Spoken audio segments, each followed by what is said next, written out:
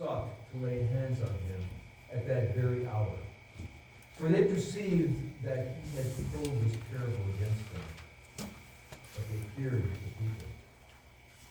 So they watched him and sent spies who pretended to be sincere, that they might catch him in something he said, so as to deliver him up to the authority and the jurisdiction of the governor. So they asked him, Teacher, we know that you speak and teach rightly, and show no partiality, but truly teach the way of God. Is it lawful for us to give tribute to Caesar or not? But he perceived their craftiness and said to them, Show me a denarius. Whose likeness and inscription does it have? They said, Caesar's. He said to them, Then render to Caesar the things that are Caesar's, and to God the things that are God's. And they were not able in the presence of the people to catch him in what he said, but marveling at his answer, they became silent. The grass withers and the flowers fade, but the word of God endures forever.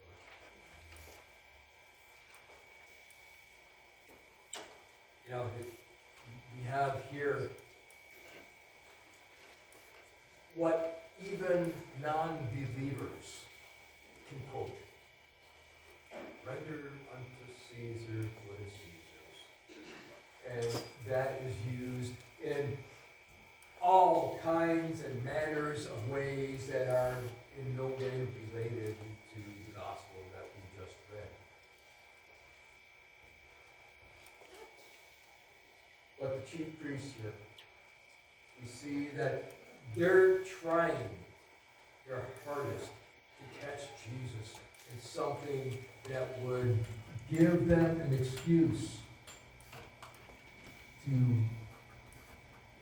have him taken care of. So they sent some spies into him, and they asked a question. Isn't it right to pay tribute to Caesar? So they thought, man, this is a perfect question. Because if Jesus answers, no, it's not right to pay taxes, well, then we got him on treason, right? But if he says, yeah, you got to pay your taxes, that's the thing to do, well, the people are going to say, what? Come on, guy. You're talking about the kingdom of heaven, and you're telling us to pay taxes? So the people would abandon him. So they thought, the chief priests, they thought they had the perfect way of getting him. Of course, that didn't work out for both of them, did it? So they had not only the chief priests and scribes, but they had others coming in to hear the answer that Jesus would give them. They had witnesses. Mark tells us in his account of this event that there were Herodians present. Now these were the members of the Jewish party that was sympathetic to Rome. So if they answered, if Jesus answered, don't pay taxes, these Herodians who were sympathetic to Rome, they'd have the opportunity to seize him. So Jesus answers the only way that he could without even having charges being brought against him. Render to Caesar the things that are Caesar's, and to God the things that are God's. But first, we have to look at the context here. And it's really amusing because these chief priests and scribes and the Herodians and other witnesses are here. And what do? Good teacher. Luke says, so they asked him, Teacher, we know that you speak and teach rightly. You show no partiality, but truly teach the way of God. teach the way of God, and yet they want to kill him.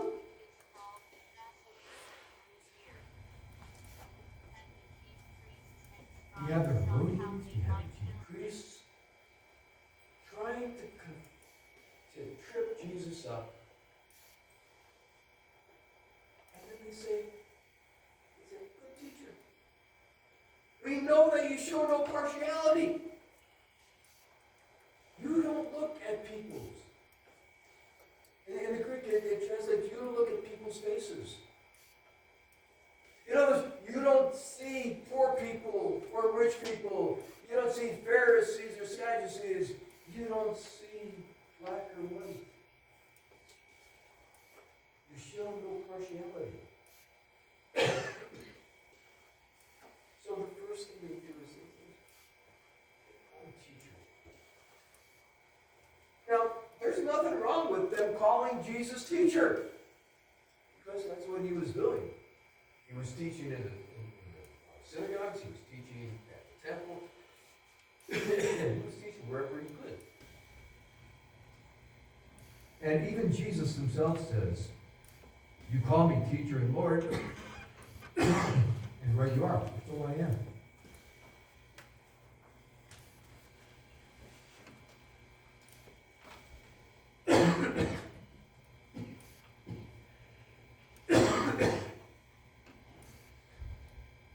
So they call him teacher and good teacher. And you can't imagine why, if he is such a good teacher, why aren't they listening to him? If Jesus was such a great teacher, you have to ask two questions. Why didn't they listen to him? And what was he teaching that they were afraid of? In the past few weeks, we've been seeing how Jesus has been confronting the members of the Sanhedrin, the chief priests, the scribes, and the elders.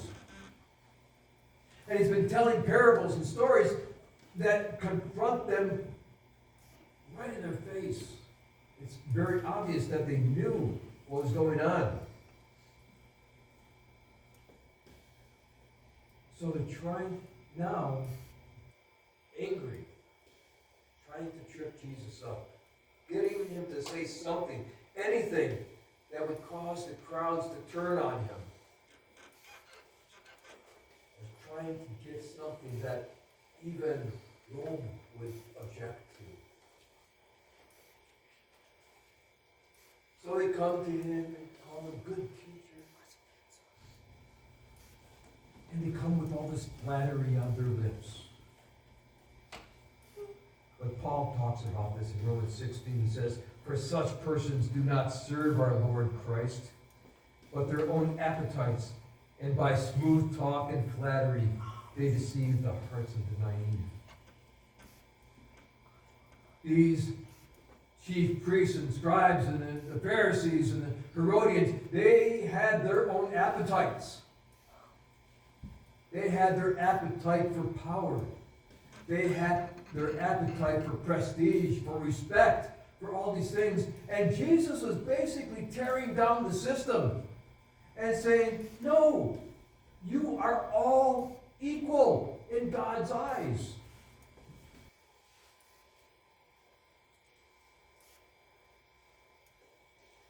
But they flatter him and tell him, oh yeah, you're a good teacher.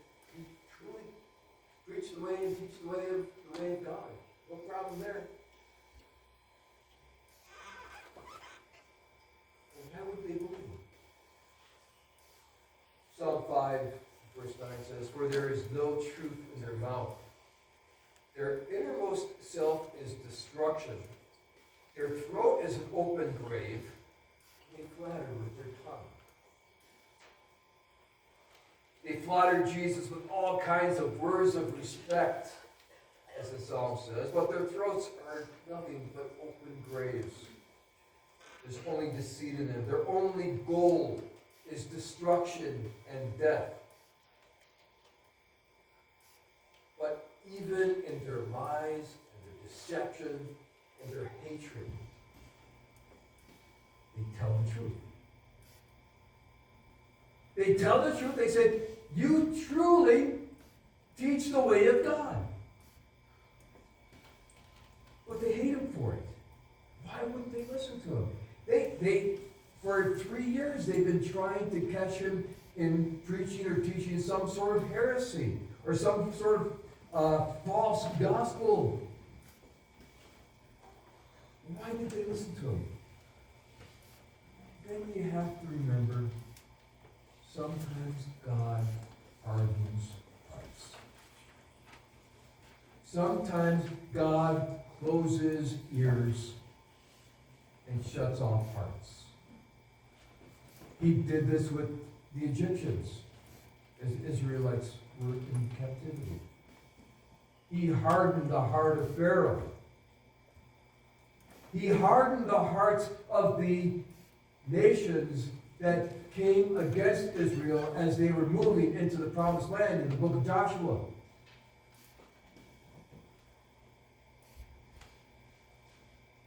And while God does sometimes do that, in hardening the hearts,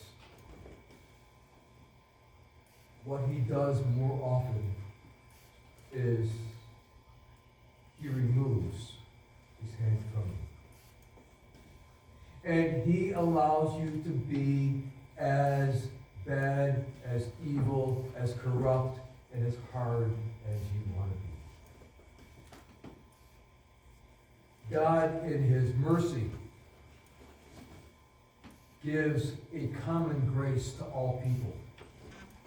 And that common grace is that grace that constrains us from being as wicked and evil as possible.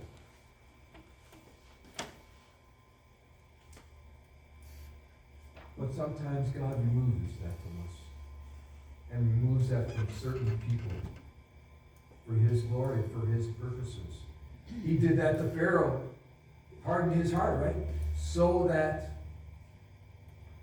Pharaoh would continually make it harder and harder for the Israelites to leave. And that showed God's glory in getting them free from that nation. God hardened the nations of as the Israelites were going in. So what? So that God can show that just a few men can defeat a whole army.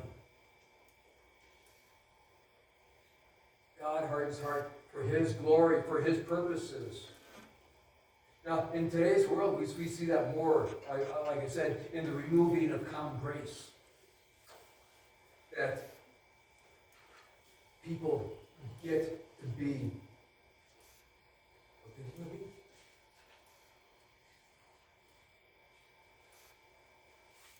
In Romans chapter 1, Paul tells us that God gave them up to sinners, to the lust of their hearts, to dishonorable passions, and to the debased mind. 3 times Paul tells us he gave them up. A couple of weeks ago we saw that Jesus refused to answer a question that was posed to him. Jesus gave up on them, trying to teach them because of their hearts. This week, these wicked inquirers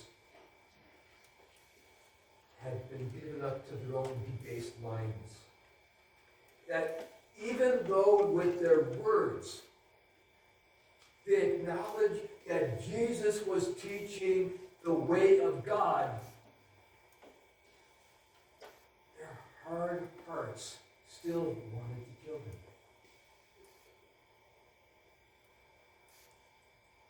They recognized that Jesus was teaching properly. Jesus taught about forgiveness. He taught about loving each other and loving your neighbors. He taught about obeying the commandments. Practical stuff, eh? He taught about the kingdom of God. Hardly counter-revolutionary ideas. He was teaching straight out of the Torah and the prophets. Nothing outside of those words. Only he did it with authority.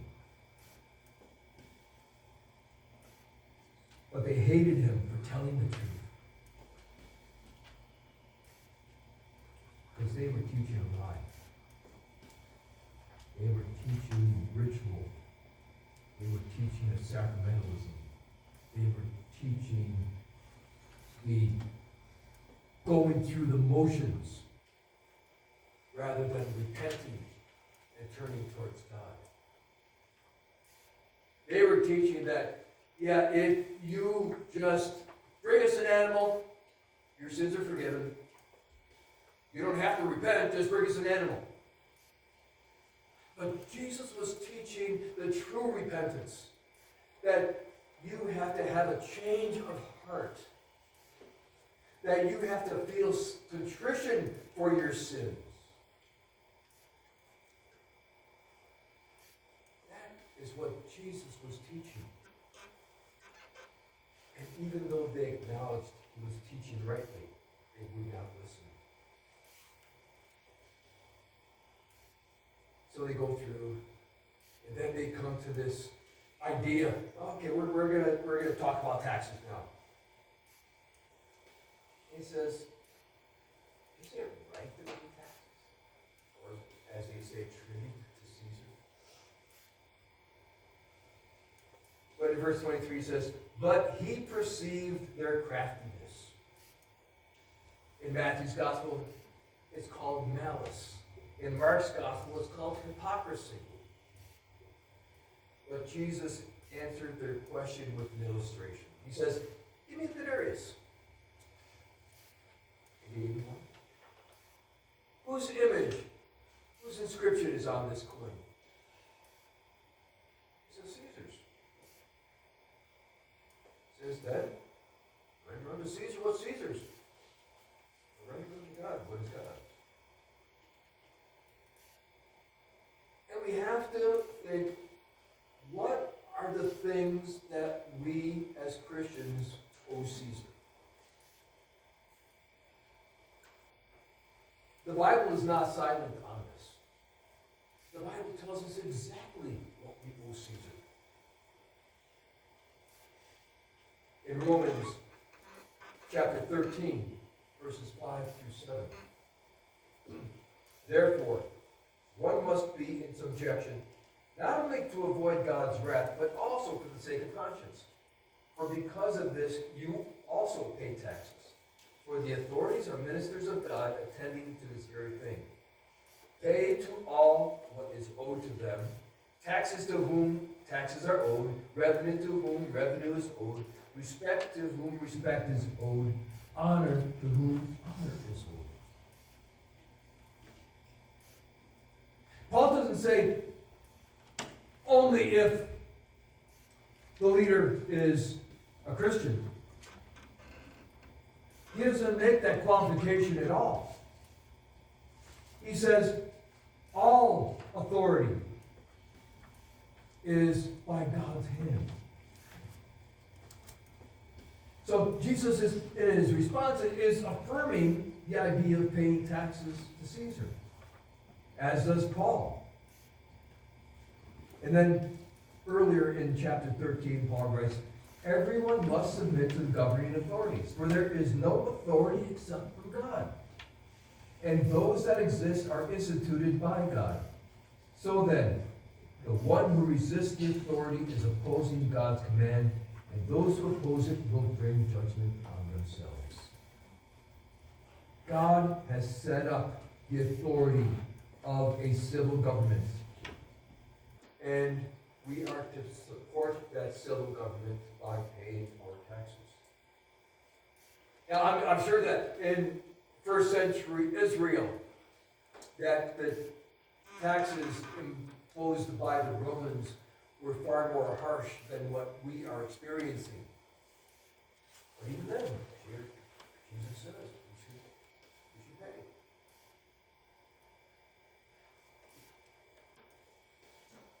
We are supposed to pay our taxes. But as Paul says, that there's we are to submit to the governing authorities. But there is one that we have to look at that is being part of being a citizen. Now, even though we are exiles in a foreign land, so to speak, we have to heed the words of Jeremiah. Jeremiah says in chapter 29, verse 7, he says, "But seek the welfare of the city where I have sent you into exile, and pray to the Lord on its behalf. For in it, its welfare, you will find your welfare." Seek the benefits of the city where you live. If things go well for your city, things are going to go well for you. We are to make the best of where we are. That's what Jeremiah's whole idea was. Yeah, you're outcasts, you're exiles. Make the best of what you have. Our real home is coming. Not here yet, but it is coming. But for now, just like the Jews, we're exiles in a strange land, and we are to seek the best for this land. That means having to support the nation through our taxes so that it benefits all. But Paul also says that we are supposed to respect and honor those who are due respect and honor. And this is the hard part, right? We see our government leaders hardly worth respect or honor. We see what they are doing to the nation that is contrary to God's word and God's will. And it's easy to criticize and mock. But if we believe God's word, that all in office are put there by his authority, then we are bound to respect and honor those who govern us. We're not only to respect those who we think are doing right, but also all who are in charge. I'm sure that Paul didn't think that the Romans were doing right or doing a great job of governing as God would want it. But he obeyed, and nowhere do we see him disparaging any citizen. So in rendering unto Caesar what is Caesar's, we must obey the word of God and render unto him the taxes, respect, and honor due him. But then Jesus goes and says, and render unto God what is God's. So we have to ask, what are we to render unto God? The first thing that we need to understand is, it's all God's. Everything. There's not one thing that we have, not one ability that we have, that is not given to us by God. So when we render unto God, we're just giving back what he gave us.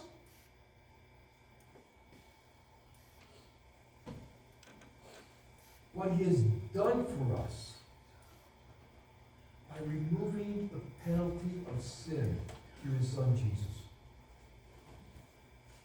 Jesus paid that tremendous debt that we owed because of our sin. We were the ones that deserved the beatings and the cross. We deserved the sentence of death for the willful, sinful nature that caused us to rebel against the holy God. But because of what Jesus has done, we are no longer liable for the penalty of sin, and now have the ability to obey the commandments.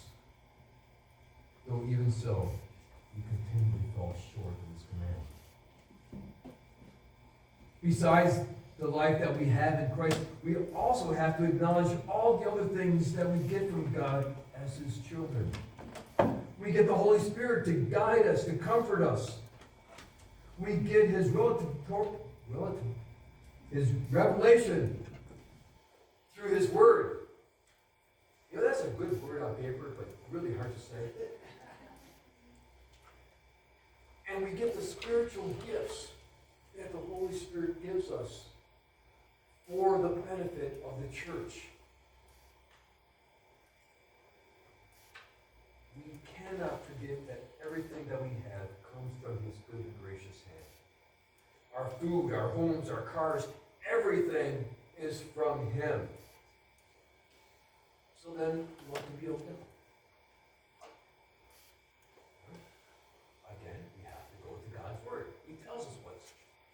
And he does this through David. He says, "What shall I render to the Lord for all his benefits to me?" First of all, David's acknowledging all the benefits that God has given him, right? He says, "I will lift up the cup of salvation and call on the name of the Lord. I will pay my vows to the Lord in the presence of all his people." We owe God everything. Everything that we have, everything that we are, we owe him what is due him. We saw how Paul tells us that we owe our leaders honor and respect. So if secular leaders are owed honor and respect, how much more than the King of the universe, the creator of all things, to honor and respect him? This is our worship of him. Worship is more than just singing songs of praise. Worship is a lifestyle. It is giving back to him what he has put in your heart. How do we do that? Prayer is worship. Now, if we think back just to the Lord's Prayer, what's the very first petition of the Lord's Prayer? Hallowed be thy name. Praise to God. First and foremost. That is the first thing that you do in prayer. And then we come to the idea of submission. And Paul talks about submission, right? He says, "Thy kingdom come, thy will be done." That is when we know that we are in Christ. When we can say, "Thy will be done." Because the Holy Spirit has opened our hearts to make that acknowledgement. To be able to say, "Yeah, Lord, it's not my will anymore. You've got it in control. I just surrender to you. I'm full submission to what your plans are for me." In the prayer, in the Lord's Prayer, the other thing that we own is forgiveness. Now, so, first of all, he says, we say in our prayer, "Forgive us our debts." And what's the second part? "As we forgive our debtors." In other words, God forgave us. He's given us this huge gift of forgiveness. And we owe it to him to share that with people who have offended us. To say, "I forgive you." And also to ask for forgiveness. One of the hardest things to do is first acknowledge that you messed up, right? And that it was your fault. And you go to somebody and say, "I'm truly sorry." And most people stop right there, right? Most people say, "I'm sorry." The second part of that is crucial. Will you forgive me? Will you forgive me?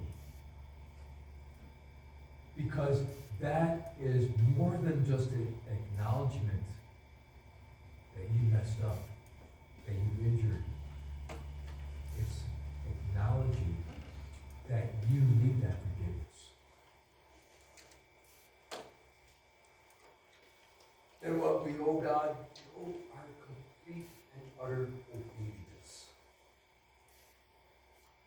this should be our first reaction to our salvation. That we obey God.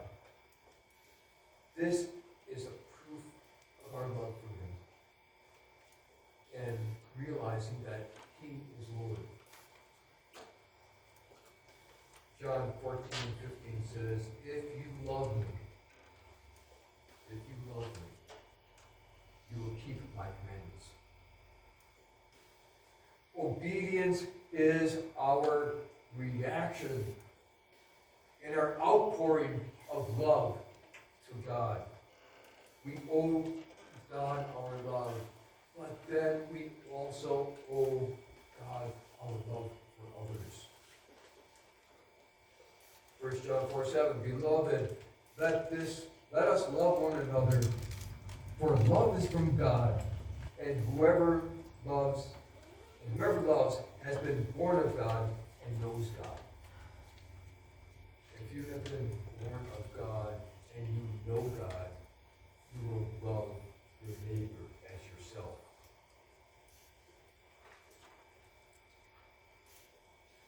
We could go on enumerating all the things that we owe God. And we would have hot luck chicken dried out and the cookies stale by the time we got done with that. Because we do owe God everything. Because He has given us everything. So Jesus, again, staying off of another verbal assault on Him by these flatterers, gives an answer to their question and to ours about who and what is owed to whom. Jesus tells us to render unto Caesar what is Caesar's and to God what is God's.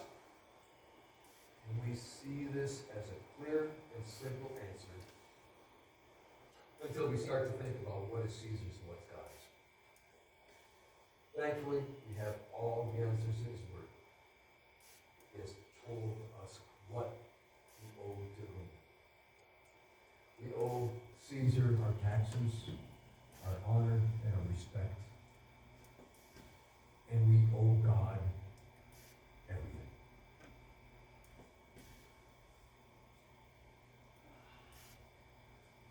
It's hard for us to wrap our minds around how much we owe God. And we don't think about it because it's so easy to accept. It's so easy to receive everything. Or think, wow, I really worked hard, so I deserve this. Or I worked hard, so I earned this. Well, when we see that you did nothing to take your next breath, then you come to realize God gives you everything. Amen.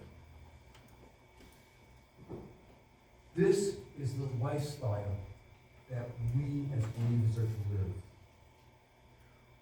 We need to live in obedience in the two great commandments and do it with our whole heart.